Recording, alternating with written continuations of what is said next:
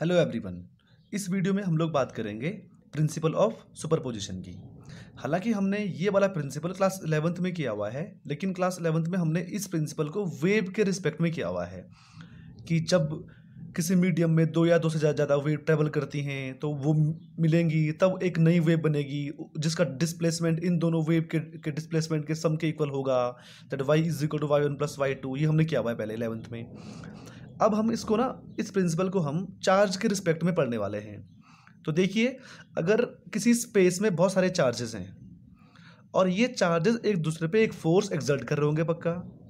Suppose हमसे पूछा जाए कि एक पर्टिकुलर चार्ज पे नेट फोर्स की वैल्यू फाइंड करो, तो जब फोर्स की बात की जाती है तो फोर्स का मैग्नीट्यूड भी होता है, फोर्स की डायरेक्शन भी होती है, being a vector quantity.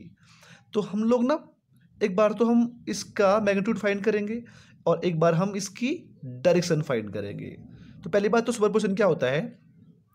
If there are many charges in a space, then net force experience by anyone will be the vector sum of all the forces on this charge, on that particular charge, जो भी हम पे दिया हुआ है। मान लीजिए कि यहाँ पे मुझे इस पर्टिकुलर चार्ज Q1 पे नेट फोर्स फाइंड करना है। तो नेट फोर्स इस पे एक तो Q2 का भी है, Q3 का भी है, Q4 का भी है, Q5 का भी है। और ये फोर्सेस हमारे हो सकते हैं कि अलग अलग हों। इसका फोर्स डिपेंड करेगा कि इन दोनों चार्ज का मैग्नीट्यूड कितना है और इन दोनों के बीच की डिस्टेंस R1 कितनी है। हम पे सब कुछ दिया हुआ है, हम पे चार्जेस दिए हुए हैं, चार्जेस के बीच की डिस्टेंस दी हुई है, और हम ये फोर्सेस फाइंड करेंगे। लास्ट में हम इसका नेट डायरेक्शन और नेट मैग्नीट्यूड फाइंड कर देंगे, राइट। तो वन बाय वन करते हैं। देखिए, बेसिकली क्या करना है, force exerted by the Q2 on Q1, first चीज। तो first will be force on Q1 due to Q2, तो it will be F1 is equal, देखिए force on Q1 due to Q2, ये क्या हो गया, ये F1, ये दोनों पॉजिटिव चार्जेस हैं, तो ये इसको रिपेल करेगा, तो इसकी डायरेक्शन इस डायरेक्शन में हो जाएगी, राइट। तो F1 is equal to K Q2 Q1 divide by R1, right. Direction okay, R1 square. Direction निकालने के लिए हमें एक काम करेंगे, यहाँ पे मैं लिख दूंगा R1 cap, number 1। Second, force on Q1 due to Q3, force on Q1 due to Q3, तो it will be F2 is equal to K Q3 Q1 divide by R2 square, इन दोनों के बीच का डिस्टेंस हमको पता है। Coulombic force क्या होता है, F is equal to Q1 Q2 over R2 square. And direction दिखाने के लिए ये F2 यहाँ रहा है, तो डायरेक्शन के लिए R2 cap, R2 unit vector के डायरेक्शन में, राइट। नेक्स्ट,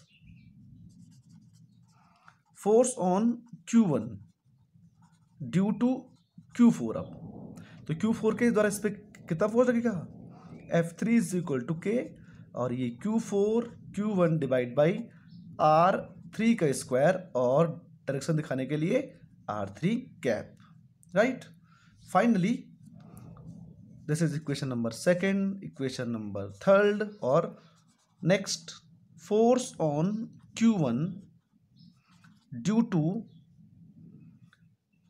Q5, तो इज इक्वल टू हो जाएगा F4 K Q5 Q1 divide by R4 square, और डायरेक्शन के लिए R4 unit cap, number 4 equation. तो एक चार्ज पर, Q1 चार्ज पर 4 फोर्सेस लग रहे हैं, चारों फोर्सेस की डायरेक्शन भी अलग अलग है। तो अब हमको नेट फोर्स और नेट फोर्स की डायरेक्शन फाइंड करनी है। तो हम एक काम करेंगे, देखिए, net force will be F is equal to F1 plus F2 plus F3 plus F4। इसको हमें ना वेक्टर की फॉर्म में ऐड करना है। तो वेक्टर की फॉर्म में ऐड करना हमको आता है। पहले तो मैं एक काम करूंगा, देखिए, net force F is equal to K सब जगह है और Q1 भी सब जगह है, तो K यानी कि 1/4 pi epsilon not, and Q1 सब जगह है तो हमने कॉमन ले लिया, क्या बचा है, फर्स्ट में क्या था Q2, Q1 तो बाहर आ गया, ओवर R1 स्क्वायर और साथ में R1 unit gap, plus second में क्या था Q3 ओवर R2 स्क्वायर और R2 unit vector. Next third में क्या था Q4 ओवर R3 स्क्वायर और R3 यूनिट वेक्टर, और प्लस Q5 ओवर R4 और R4 यूनिट वेक्टर। ये इस तरीके से आ जाएगा, राइट। मैं चाहूँ तो इसको मैं और आगे जनरलाइज कर सकता हूँ, लेकिन हमको उतना ज़्यादा डिटेल में नहीं जाना है, कि बस हमको एग्जाम में इतना पूछता है कि सुपरपोजिशन प्रिंसिपल क्या होता है और उसके लिए एक्सप्रेशन फाइंड कीजिए। और मोस्टली इस पे न्यूमेरिकल ही बनता है, दैट एक हम पे सिस्टम ऑफ चार्जेस दे देगा, बोल देगा then find the net force on that particular charge, जो भी हम पे देगा, राइट। तो ये बहुत छोटा सा एक टॉपिक हमारे पास है। Now we will see some important numerical NCERT numerical, right? Okay,